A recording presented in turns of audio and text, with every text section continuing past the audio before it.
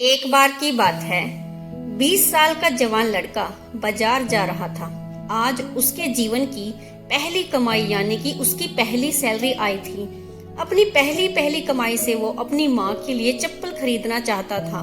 बाजार में एक अच्छी सी चप्पल की दुकान देखकर वो उसके अंदर गया। दुकान वाले से कहा, सेठ जी, लेडीज के लिए एक जोड़ी अच्छी सी चप्पल दिखाइए। दुकान वाले ने लड़के को चप्पल का नाप पूछा।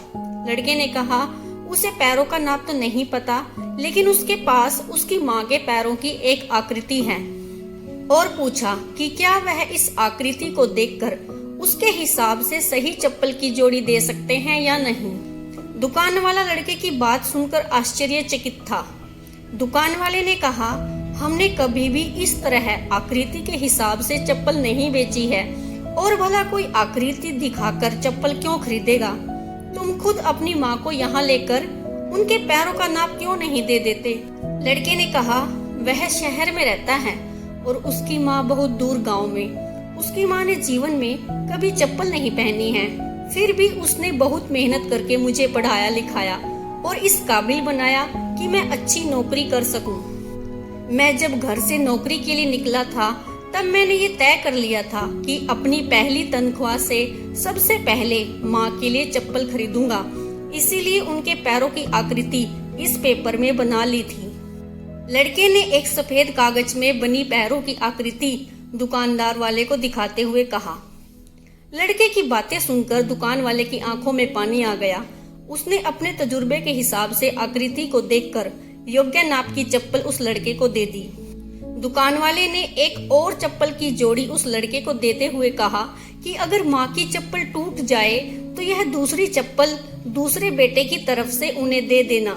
लड़का भावुक हो गया और उसने चप्पल के पैसे चुकाए और चप्पल की दोनों जोड़ी लेकर वहां से चला गया। तभी पीछे से दुकानदार ने लड़के को रोकते हुए पूछा कि क्या वह पेपर में बनी पैरों की आकृति उसे दे सकता है। लड़के ने दुकानदार को अपनी माँ के पैरों की आकृति उसे दे दी और वहां से चला गया। दुकानदार ने चित्र को अपने दुकान में बने देवघर में रख दिया। दुकान में काम करने वाले कर्मचारी ये देखकर हैरान थे।